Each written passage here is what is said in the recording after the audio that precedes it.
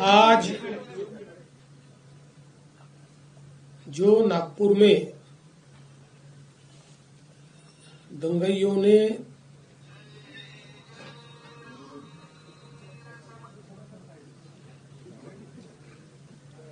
जिस प्रकार से दंगा किया उसके बारे में एक वरिष्ठ स्तर की बैठक मैंने की है। हमारे सहयोगी मंत्री बावनकुळे जी भी उसमें उपस्थित थे। किस प्रकार की घटनाएं हुई, उन घटनाओं में अगर कोई लैप्सेस थे तो वो क्या थे,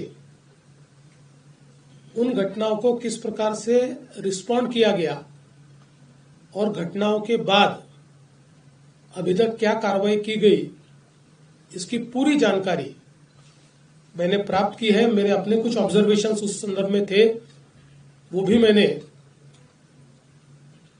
पुलिस आयुक्त और जो वरिष्ठ अधिकारी थे उन सबके सामने रखे हैं। मूल रूप से ये घटना जिस दिन घटी उस दिन सुबह औरंगजेब की एक प्रतीकात्मक कब्र जलाई गई और उसको जलाने के बाद कुछ लोगों ने उसके बारे में कंप्लेंट भी की। पुलिस ने नियम के अनुसार उस कंप्लेंट को एंटरटेन भी किया, लेकिन बाद में कुछ लोगों ने सोशल मीडिया का उपयोग करते हुए पॉडकास्ट और पोस्ट के माध्यम से ये औरंगजेब की प्रतीकात्मक कब्र नहीं जलाई गई तो इस पर दरगाह की चादर लगाई थी और उसमें कुरान की आयतें लिखी हुई थी, उसको जलाया गया। इस प्रकार का एक झूठा प्रचार किया और लोगों की भावनाओं को भड़काने का काम किया। शाम के समय नागपुर के कुछ इलाकों में लोग जमा हुए और दंगाइयों ने पत्थरबाजी की, गाड़ियों को तोड़ा, दुकानों पर हमला किया और बड़े पैमाने पर नुकसान करने का काम किया। पुलिस ने भी अच्छी कार्रवाई की। 4, साढ़े 4, 5 घंटे में पुलिस ने इस पर पूरा काबू लाया। उसके लिए आंसू गैस के गोले छोड़ने की बात हो या अलग अलग प्रकार से जो कार्रवाई करनी पड़ती है वो सारी कार्रवाई पुलिस ने की, जिसके कारण इसको काबू में लाया गया। इसमें बड़े पैमाने पर पुलिस घायल हुई। पुलिस के हमारे डीसीपी लेवल के 3 लोग और कुल मिलाकर 33 पुलिस के लोग और कुछ सिविलियंस और सारे कुल मिलाकर 40 लोग इस प्रकार से इसमें घायल हुए। उसके बाद पुलिस ने इन इलाकों में कर्फ्यू भी लगाया। अभी उस दिन के बाद इन इलाकों में कोई घटना नहीं घटी है, शांति है। लेकिन जो सीसीटीवी फुटेजेस हमारे पास उपलब्ध थे, अलग अलग लोगों ने वीडियोस दिए थे, उन वीडियोस को भी एनालाइज किया गया। पत्रकारों ने भी पुलिस के पास कुछ वीडियोस दिए, उसको भी एनालाइज करने के बाद जो दंगाई है उनकी पहचान कर ली गई है। 104 लोगों को अभी तक पहचान कर पकड़ा गया है, जिसमें 92 लोगों को अरेस्ट किया है। 12-18 साल के अंदर के विधि संघर्षित बालक है, उनको उस कानून के तहत उन पर कार्रवाई की गई है और जब तक आखिरी दंगाई को पकड़ा नहीं जाता ये कार्रवाई रुकने वाली नहीं है। ये कार्रवाई चलती रहेगी। लगातार एविडेंस आ रहा है, उस एविडेंस के आधार पर ये कार्रवाई यहां पर चल रही है। ये भी तय हुआ है कि ये जितना नुकसान दंगाइयों ने किया है इसका पूरा हिसाब निकाला जाएगा और ये पूरा नुकसान उनसे वसूल किया जाएगा। और अगर वो नुकसान के पैसे नहीं भरते हैं तो उनकी प्रॉपर्टी को बेचकर ये नुकसान भरपाई की जाएगी। किसी भी हालत में इस प्रकार से किसी को दंगा करके दूसरे को नुकसान पहुंचाने की इजाजत नहीं दी जाएगी।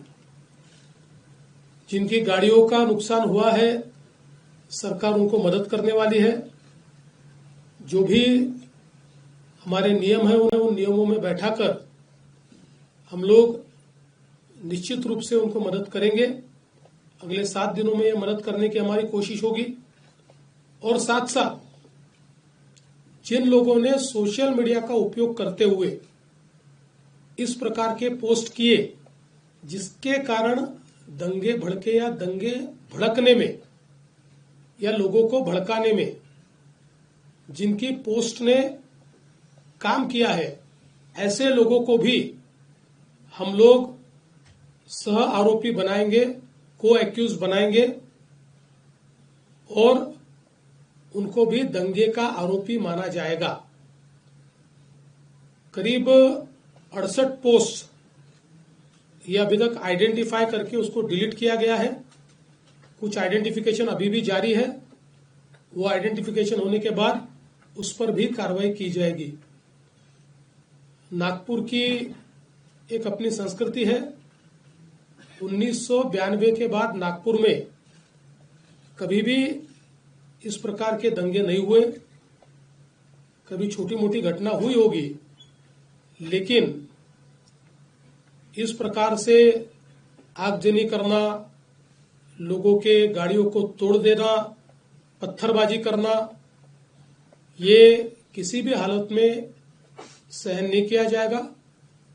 और इस पर कड़ी से कड़ी कार्रवाई ये हमने शुरू कर दी है और ये जारी ही रहेगी जब तक हम लोग ये जो दंगे हैं इनको सबक नहीं सिखा देते। विशेष रूप से जिन्होंने पुलिस पर हमला किया है उनको तो निश्चित रूप से अपनी करतूत का भुगतान करना ही पड़ेगा। कड़ी से कड़ी धाराएं उन पर लगकर जब तक उनको कठोर से कठोर दंड नहीं होता तब तक हम लोग शांत नहीं बैठेंगे। सर, क्या इसमें विदेशी शक्तियों का भी जिक्र किया जा रहा है कि बांग्लादेश कनेक्शन जोड़ा जा रहा है, मालेगांव कनेक्शन जोड़ा जा रहा है, और क्या इसकी जांच नागपुर पुलिस के साथ साथ एनआईए भी कर रही है? क्या सर याला जोडून टेरर अँगल काय आहे का सर याच्यात? देखिए, इसमें अभी सारी तफ्तीश चल रही है। अब जो लोग अलग अलग प्रकार के पोस्ट करते हैं उनमें से कुछ लोगों के पोस्ट में कुछ ऐसी चीजें भी दिखाई पड़ी है कि जो बांग्लादेशी लगती है, पर आज इसमें बांग्लादेशी एंगल है या विदेशी हाथ है ऐसा कहना इस समय उचित नहीं होगा जब तक उसकी पूरी जांच नहीं हो जाती। इसलिए मुझे लगता है कि अभी जहां तक मालेगांव का सवाल है तो वो तो दिख ही रहा है, क्योंकि जो पार्टियां मालेगांव की इनको मदद कर रही है, इन्होंने वहां पर जो ऑफिस खोला है, जो आरोपी है, तो वो कनेक्शन तो बिल्कुल दिखाई पड़ रहा है।